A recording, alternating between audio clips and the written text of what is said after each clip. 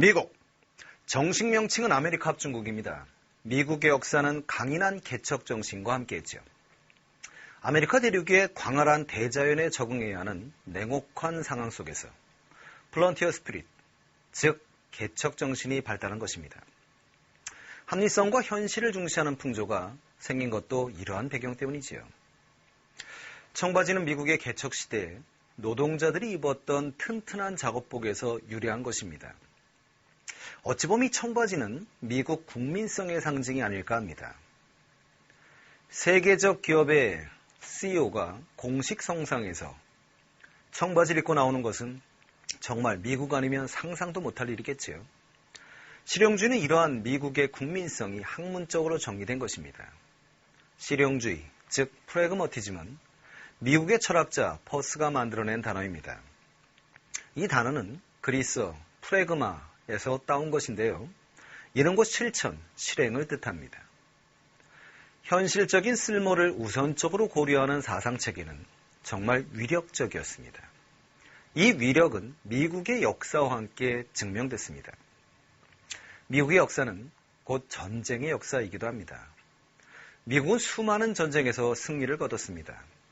여러분들도 알다시피 아메리카 대륙은 본디 미국 원주민의 것을 빼앗은 것입니다. 또 미국이 서방세계 1인자가 된 계기는 바로 1차, 2차 세계대전에서 거둔 승리 때문이었습니다. 실용주의는 미국의 정치, 도덕, 교육 영역에까지 두루 반영되어 있지요. 물론 자연적으로 이렇게 된 것은 아닙니다.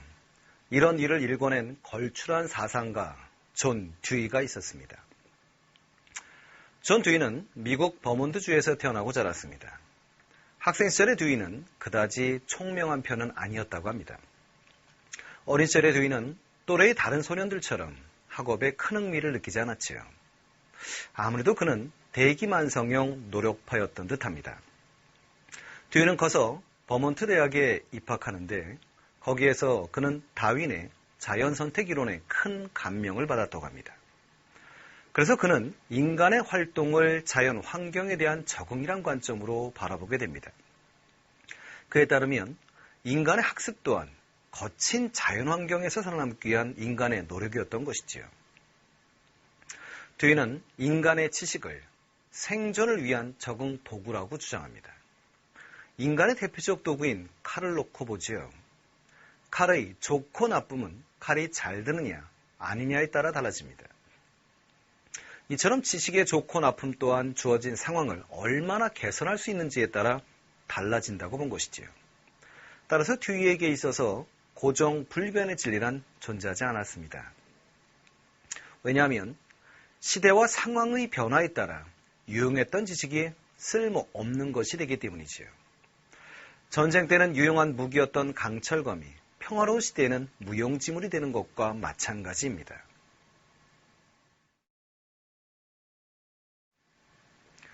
듀이의 이런 생각은 곧 미국의 교육 시스템에 적용됩니다. 그는 당시 미국의 교육 방식이 변화하는 사회에 적합하지 않다고 생각을 했지요. 듀이는 이렇게 말했습니다. 교육의 참뜻은 과거의 가치 전달에 있는 것이 아니라 미래의 새로운 가치 창조에 있다. 이처럼 그는 시대에 뒤떨어진 교육을 버리고 새로운 교육 방식을 추구해야 한다고 주장합니다. 그래서 1986년에 세워진 것이 바로 이 듀이 스쿨입니다.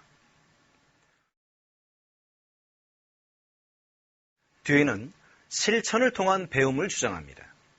이론만 배우고 끝나는 것이 아니라 자신이 직접 해보는 것으로 이어져야 한다고 강조했지요. 이는 지식의 습득과 창조력 발휘라는 두 마리 토끼를 동시에 잡게 해준 좋은 방법이었습니다. 듀이가 제안한 방법은 뛰어난 성과를 거뒀습니다. 미국 사회를 이끌어갈 유능한 인재들이 양성되기 시작했지요. 그래서일까요? 미국에서는 학생에게 다양한 경험의 장을 제공해 주는 것이 당연시 되는 정서가 만들어져 있습니다. 한 영상을 같이 보시겠습니다.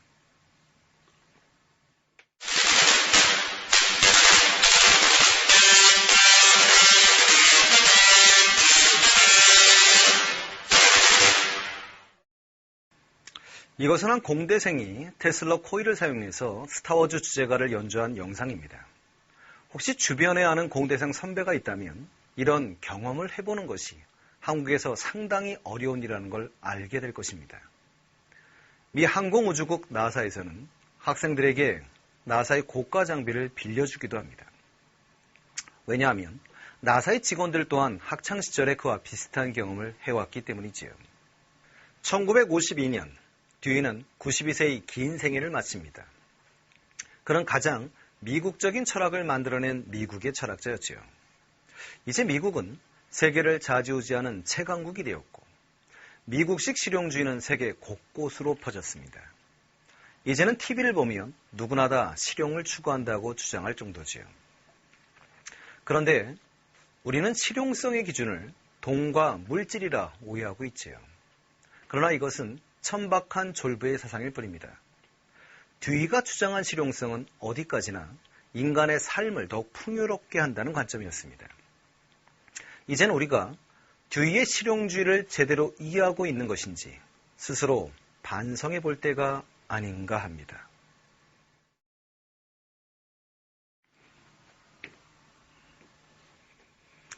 소크라테스, 플라톤, 칸트, 샤르트르.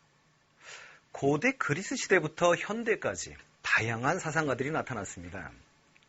저는 이들의 사상이 당시의 시대적 현실과 밀접한 연관을 가지고 있었음을 보여드리고 싶었습니다.